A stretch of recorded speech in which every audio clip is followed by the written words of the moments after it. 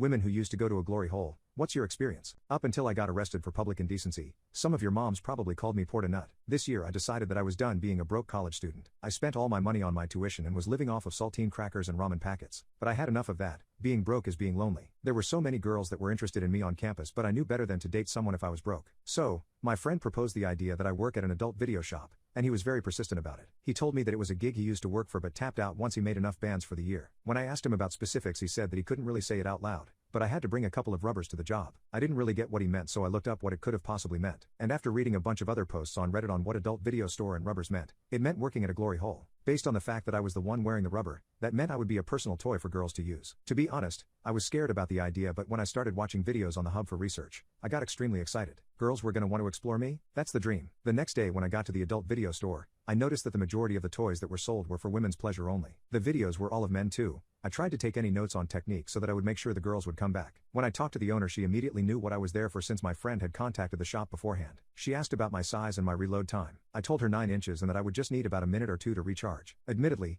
I lied because I was desperate for the job, but this would bite me back later. She set me up in a dressing room booth in the back and said to expect a couple of customers in the next half hour, and that they'll put 3 fingers in the hole to signal when to put my meat in. In 10 minutes someone came in and put in their 3 fingers. It was a woman who seemed a little unsure of herself, so I made sure I gave her my all. I put on a rubber and I slammed my meat in. I was inside her going at it, but this must have lasted about 6 minutes before I blew my load. I accidentally broke the number 1 rule and spoke, telling her that I just needed a minute or two to get him back up. By the second minute, $400 in cash were slid through the hole and all she had to say to me was, "You take too long." At first I didn't care because I just made $400, but when the next 2 customers came and they both left for the exact same reason, I knew that there was a problem. When it was time for me to leave, the owner of the shop told me that I needed to work on my stamina if I wanted to keep my job, because I left too many customers unsatisfied today. If I didn't get this fixed, I was going to lose the gig of a lifetime. So, I went back to my friend to ask if he had any advice on lasting longer with the female customers, and he laughed at my face. He said there was almost no possible way a beginner like me could go round for round back to back with these women. But he put me on and gave me a pack of men's round 2 reload strips. He told me to take them every day and then another one before I offered myself up to the customer. He said this would allow me to get back into gear in no time. The next week before I went back to work, I heeded his advice and took a strip every day. The day I went back, I walked in already with a heart on and ready to plow anyone I could. When it was time for my first customer, after about 18 minutes I busted my first nut,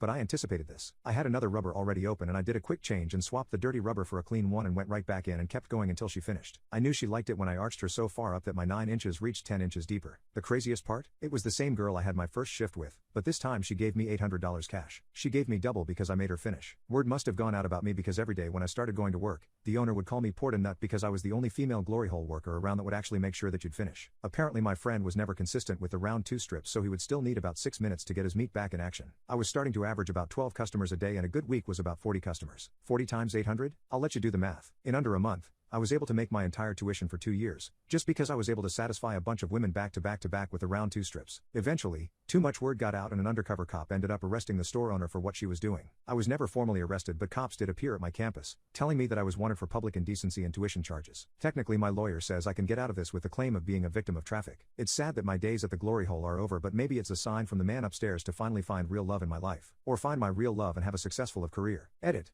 A lot of you guys seem to be having the same problem and are asking where to find the strips. The ones I used are literally called round 2 strips. They come in a black and yellow box.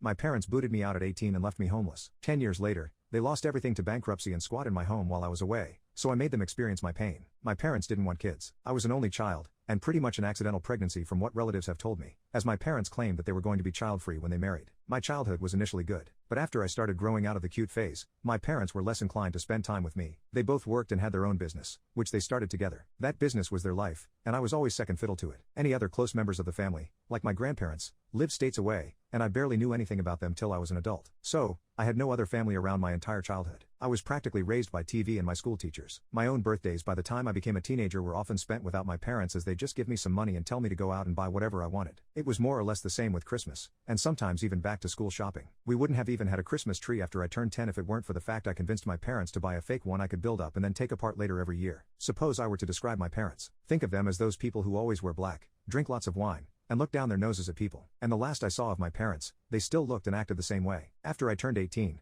my parents told me that since I was an adult, they expected me to move out as soon as I was able. I was working part-time because I was still in high school, and I didn't have anywhere near enough saved for college. And not long after high school ended, my parents told me to pack up and move out. They got an official eviction notice that gave me 30 days and everything. They didn't even help me move. I had to get help from a friend's dad, who owns a truck. I ended up renting a crappy apartment and working retail. I had no real life experience and no time for college. I went broke pretty fast because I was terrible at managing my own money and couldn't find steady employment. So I lost my apartment. I ended up homeless and living out of a tent in someone's backyard in winter. My friends had all moved on to college, some in other states, and I was a broke kid taking whatever work I could to stay alive. My salvation came when one of the neighbors of my parents found out I was living out of a tent and offered to take me in for a little while so I wouldn't freeze. She helped me badger my parents into telling me how to get in touch with the other members of my estranged family. My parents did not want to say. My guess is out of fear of being judged for throwing their son out the way they did. But they coughed up the info and gave me a list of contact details, and then told me not to bother them ever again. I called my grandparents from my father's side of the family, and they were very surprised and happy to hear from me because they hadn't seen me since I was an infant, and I'm their only grandchild. After finding out my situation,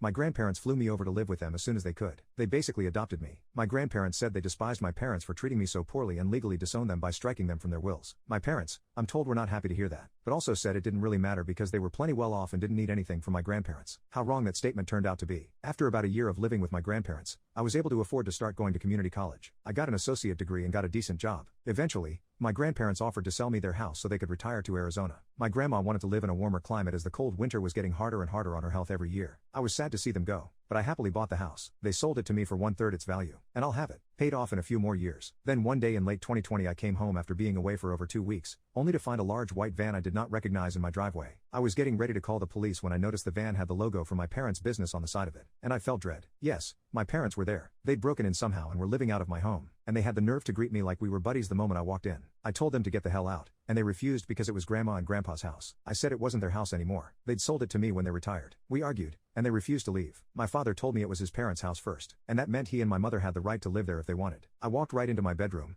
locked the door, and called the police. When the cops showed up, they were of no help. My parents claimed to them that they had already been there long enough to have residency, which was a complete lie. They told police they had a verbal rental agreement with me and that I was trying to illegally evict them for no reason. My mother even put on the waterworks when saying that. The police told me it was a family dispute and to file an eviction with the courts to get them out. Meanwhile, my parents are squatting in my house rent-free and rubbing it in my face. From the information I got out of them, their business went bankrupt, and they sold off almost everything they had to pay their debts. All they had left was the van and a few personal belongings. So they expected to live in my house rent-free for the foreseeable future. They were working too. Both of them soon got new jobs. My father was a delivery driver, and my mother was a sales associate. They were making money, and the only things they contributed to were electricity and water utilities, which was basically just handing me a $100 bill every month and saying I should be grateful they were paying me anything. Anytime I tried to discuss proper rent with them, they just said I owed it to them to live rent-free because I took 18 years of their lives, and it's not like they were demanding the money back for that time. Then threatened to stop helping with the utilities altogether. I'd already filed for a legal eviction and would get it soon enough, and my parents already knew that they were on borrowed time. I made sure to say that in earshot of my parents too. They responded with the silent treatment. My father was away most of the time, driving a delivery vehicle 6 days a week, which was a job really not to his liking, and my mother basically tried to take over my house in her spare time. She demanded I let her rearrange my living room and even tried to force me to give her and my father the master bedroom because they were my parents, and they deserved better, as she put it. I vetoed both of those things and said they don't deserve better and to stop trying to act like I owe them anything. And all they were doing was trying to assert dominance to try and keep me from kicking them out. Finally, after 4 months, I managed to take my parents to court over their squatting. The judge ordered that they needed to be out in a maximum of 30 days because they have zero claim on my house. After court, they confronted me and said they were disappointed in me for kicking out my flesh and blood. I couldn't help but laugh and call them hypocrites because that's exactly what they did to me without a care in the world for my well-being. They did not love me, so I have no love for them. I owed them nothing. They just tried to act like everything that was mine was theirs. But they had no right to call themselves my parents because they've never really acted like it. I called them a pair of snobby lying narcissists to their faces and told them to get their affairs in order, because they already know I won't hesitate to call the police if they don't leave my house when the 30 days are over. That final month was spent with them either guilting me to try and make me change my mind or completely ignoring me. I put up a calendar in the living room and checked off each day before they had to leave with a red marker, and the exact day they were to be out was marked with a big red circle. I still remember that the final day was March 2nd.